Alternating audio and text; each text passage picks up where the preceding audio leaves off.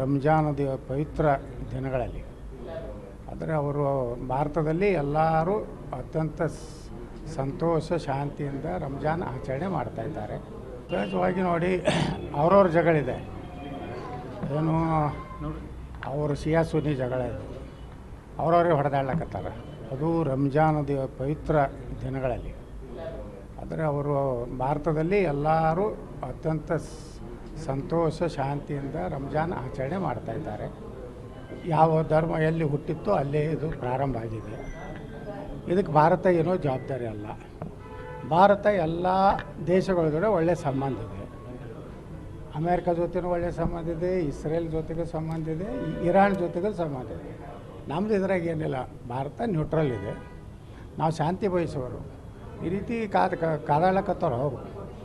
ಅಲ್ಲಿ ಕಾದಾಡೋದನ್ನು ಇಲ್ಲಿ ಮೆರವಣಿಗೆ ಮಾಡೋವಂಥವ್ರು ದೇಶದ್ರೋಹಿಗಳು, ಮಹಾಮೂರ್ಖರು, ನಾಲಾಯಕರು. ನಮಗೇನು ಸಂಬಂಧ? ಅದು ಆರಾಮ ಇದೀರಿ ಭಾರತದಾಗ, ಇರ್ರಿ. ಬಿಟ್ಟು ನೀವು ಅವರು ಅಲ್ಲಿ ಸತ್ತಿದ್ದಕ್ಕೆ ಇಲ್ಲಿ ಹೇಳ್ತೀರಿ. ಮತ್ತು ಹಂಗಾದ್ರೆ ಬಂಗ್ಲಾದಲ್ಲಿ ಹಿಂದೂಗಳ ಕೊಲೆ ಆಯ್ತಲ್ಲ, ಆ ಪಹಲ್ಗಾಮದಲ್ಲಿ ನಮ್ಮ ಹಿಂದೂಗಳು ಹೊಡೆದಾಗ ನಿಮ್ಗೆ ಕಣ್ಣೀರು ಯಾಕೆ ಬರಲಿಲ್ಲ? ಹಾಂ, ಹಿಂದೂಗಳನ್ನು ಕೊಲೆ ಆದಾಗ ನಿಮ್ಗೆ ಯಾವುದೂ ರೀತಿ ಕಣ್ಣೀರು ಬರೋದಿಲ್ಲ, ಎದೆ ಬಡ್ಕೋದಿಲ್ಲ. ಯಾವನೋ ಎಲ್ಲವ ಸತ್ತರೆ ಇಲ್ಲಿ ಎಲ್ಲ ನೀವು ಅಳತೀರಿ. ಆದರೆ ನಿಮ್ಗೆ ಈ ದೇಶಕ್ಕೆ ನಿಷ್ಠೆ ಇಲ್ಲ. ಈ ದೇಶದ ಅನ್ನ ತಿಂದು, ಈ ದೇಶದ ನೀರು ಕುಡಿದು, ಈ ದೇಶದ ಗಾಳಿ ಸೇವನೆ ಮಾಡಿ ಯಾರೋ ಯಾವುದೋ ದೇಶದಾಗ ಸತ್ರೆ ಅಳುವುದು ಅದು ದೇಶದ್ರೋಹ ಮತ್ತು ಈ ದೇಶಕ್ಕೇ ಒಂದು ರೀತಿ ಮೋಸ ಮಾಡ್ದಂಗೆ.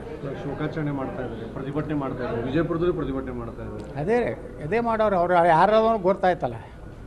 ಇವರು RSS ಒಂದು ಪಥಸಂಚಲನ ಮಾಡಬೇಕಾದ್ರೆ ನಮ್ಮ ಕರ್ನಾಟಕದಲ್ಲಿ ರಿಜಿಸ್ಟ್ರೇಷನ್ ಆಗಿದೆ ಅನ್ನೋದು ಕೇಳ್ತಾರೆ ಪ್ರಿಯಾಂಕಾ ಖರ್ಗೆ.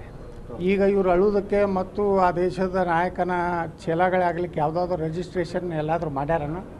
ಇರಾಣದಾಗ ಮಾಡ್ಯಾರೋ, UAದಾಗ ಮಾಡ್ಯಾರೋ? ಈಗ ಪ್ರಿಯಾಂಕಾ ಖರ್ಗೆ ಸಿದ್ದರಾಮಯ್ಯ ಹೇಳಬೇಕು ರಾಜ್ಯದ ಜನರಿಗೆ, ಅವರು ಸ್ಟ್ರೈಕ್ ಮಾಡೋದು, ಅಶಾಂತಿ ಗಲಭೆ ಎಬ್ಬಿಸೋದು ಇದನ್ನು ಭಾರತದಲ್ಲಿ ಮಾಡಬಾರ್ದು. ಮಾಡಿದ್ರೆ ಅವ್ರ ಮ್ಯಾಗೆ ಆ್ಯಕ್ಷನ್ ಗುಂಡಿನ ಒಂದು ದಾಳಿ ಮಾಡಿ ಮುಗಿಸ್ಬೇಕಷ್ಟೇ. ಅವರೆಲ್ಲ ದೇಶದ್ರೋಹಿಗಳೇ ಹೊರತು ಅವರು ದೇಶ ಪ್ರೇಮಿಗಳಲ್ಲ. ಭಾರತಕ್ಕೆ ಅನ್ಯಾಯ ಆದಾಗ ಪಾಕಿಸ್ತಾನ ಭಾರತದ ಮೇಲೆ ದಾಳಿ ಮಾಡಿದಾಗ ಪಾಕಿಸ್ತಾನ ವಿರುದ್ಧ ಗೆದ್ದಾಗ ಇವರು ಸಂತೋಷಿರೋದಿಲ್ಲ.